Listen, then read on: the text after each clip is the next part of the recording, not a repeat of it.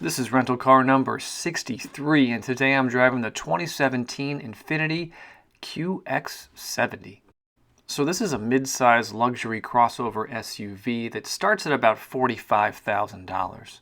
And I think just by kind of looking at this car, you can see that it's a little bit more expensive than most of the other SUVs I've been driving lately. Now, the exterior and the interior are pretty nice, but I think a lot of that cost is under the hood. So let's pop it open and take a look. So the QX70 comes standard with a 3.7-liter V6 engine. This is a 7-speed automatic transmission that kicks out 325 horsepower. It is really responsive and pretty fun to drive. Plus you get decent gas mileage. You're going to get 17 miles per gallon in the city and 24 on the highway with a 23.8-gallon gas tank.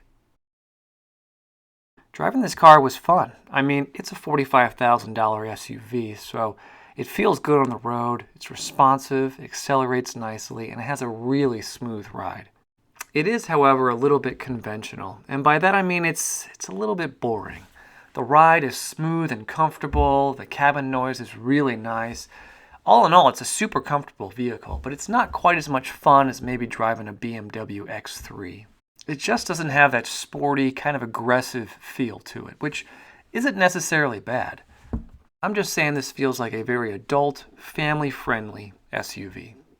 Alright, so keeping that family-friendly vibe in mind, let's jump inside and take a look what $45,000 buys you in an Infiniti SUV. So you do get keyless entry, so as long as you have that key fob in your pocket, you can walk up, press this little button, and unlock the vehicle. Inside is a very nicely constructed interior with leather seats and plenty of bells and whistles to keep you occupied. So here's the key fob for this vehicle. 4 standard buttons: lock, unlock, trunk release, and panic. This is the same key fob you get with all the Nissans, because Nissan and Infiniti are the same company. You also get a push button start located right here to the right of the steering wheel. Works fine, and it even glows a little bit pink when you turn the vehicle on. Here's the steering wheel wrapped in nice leather. Over here on the left-hand side, you get buttons to interact with the digital display and the gauge cluster, along with your volume rocker and your phone buttons. On the right-hand side, you get the cruise control buttons. There's a button and a lever to control that. And then above, you get a very nice gauge cluster with a small digital screen right in the center. I really like the blue lighting on this. It really does give it kind of a finer, luxury type feel. Also above and on the side of the gauge cluster, you get some additional buttons. Right here on the left and on the right, these gray buttons. So the ones on the left help you to control the contrast and brightness of the small digital display in the gauge cluster, and the buttons on the right help you navigate through some of the menu features. To the left of the steering wheel, you get your standard buttons to control the windows and the door locks. And then a little bit further up right here, you get a nice section with a bunch of additional buttons to control the mirrors, the hatch, your power doors, and then down below, all the way down here, you get a push pedal parking brake. And then shifting over to the right of the steering wheel, you get a nice big center display with a lot of options here. First off, up top, you get a nice sized touchscreen. These colors are pretty crisp and bright. I was able to see them both in day and nighttime hours. And then right below the screen, you get a lot of built-in buttons, which I liked because it made it really easy to sort of navigate through the menu structures of the center display. And then below there, there's an analog clock and buttons to interact with the CD player. And then even further down, you get your climate controls. These are a little bit basic in my opinion. Would have loved to see a digital display right here telling me the temperature of the car, but the knobs feel really nice and there's all the buttons you need to quickly adjust the temperature. And then below there you get a storage area. It's right behind the gear shift. It's actually pretty small. This feels a lot like it used to be a cigarette ashtray kind of deal, and they just sort of upgraded it. But you do get a DC power port right here on the right side. And behind that is the gear shift. I don't know what to say about this. It works great. It's wrapped in leather, feels good, but nothing tremendously special. Behind the gear shift is where things get a little bit more exciting. You get controls to adjust the heated seats and an additional control to turn on and off an option to adjust the vehicle for snow. Now, it wasn't snowing when I drove this car, so I wasn't able to try it out, but I do like having this option, especially in a control switch right here. And then next to that, you get two nice sized cup holders. They do sort of collapse and fold away. Let me show you real quick after I pull out this extra plastic piece. I guess that's nice for cleaning. Once you put that in, you can close up the area just by pressing down like this. And the center armrest is also kind of interesting. I mean, as interesting as a center armrest can be.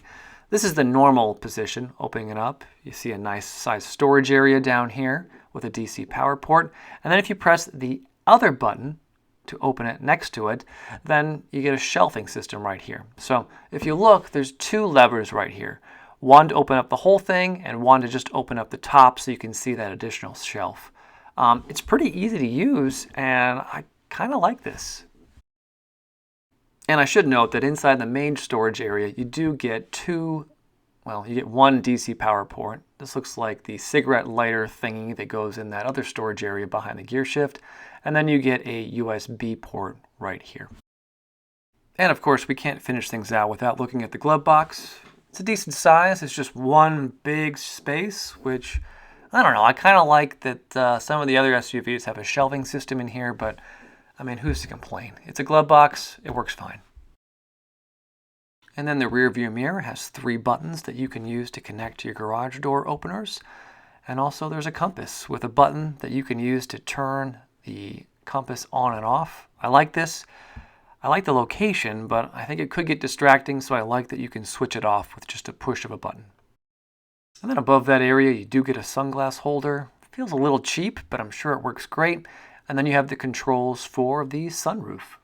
Now, the sunroof is not tremendously large. I think Infiniti actually calls this a moonroof. It's kind of small in my opinion, but it does open and close fairly quickly. And it's nice to have, especially on a cold and rainy day like the one it is today. I always like having these on my rentals. All right, so let's shift gears a bit and jump in the back seat to take a look. Not a whole lot of excitement back here, but it is fairly comfortable. I'm about 6 feet tall. I sat back here. I had plenty of leg room, and honestly, the seats are pretty comfortable, which is good because for $45,000, $46,000, you better get comfortable seats. But unfortunately, you don't get a lot of amenities back here. On the back of the center armrest, you do get a DC power port right here, and then 2 dedicated vents for your passengers, but that's about it. No USB connection of any kind back here for your passengers. All right, but I don't want to be too negative. I mean, you do get a center armrest. It's located right here, folds down to reveal 2 nice sized cup holders, and then an additional pretty small storage area right here. Looks like it'd be just about perfect to hide that new iPhone X. If you can afford one. I certainly can't. Anyway, that's it for the back seat. Let's jump all the way in the back and take a look at the hatch. So the QX70 does not have a 3rd row seat, so you get plenty of storage space back here. And then hidden underneath the floor, which you access by pulling up on the small plastic handle, you'll see that you get a full-size spare tire and a jack hidden away right here. The back seats do fold down. You can do it one of 2 ways. The first is by pulling up on this handle right here. Seats fold down very easily. I did this one-handed, first try while holding a camera without any issues. And that creates a very large storage space that you can use to hold all those larger items. Now the second way to collapse the seats is by pulling up on this piece right here, and then watch. The seats just fold down all by themselves. I really like this option. I think it's going to be super convenient. And then once you stow away all your items, there is an electronic button located right here to close the door automatically.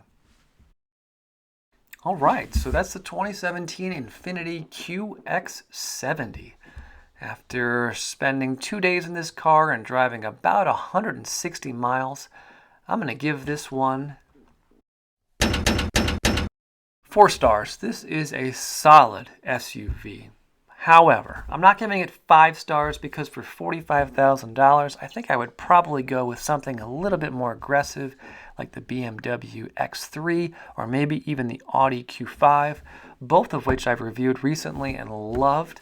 But overall, this is a very, very nice SUV, and I don't think you can go wrong with it at all. All right, that's it. Thank you so much for watching, and I hope you join me next time when I review the 2017 Ford Focus. I'll see you then.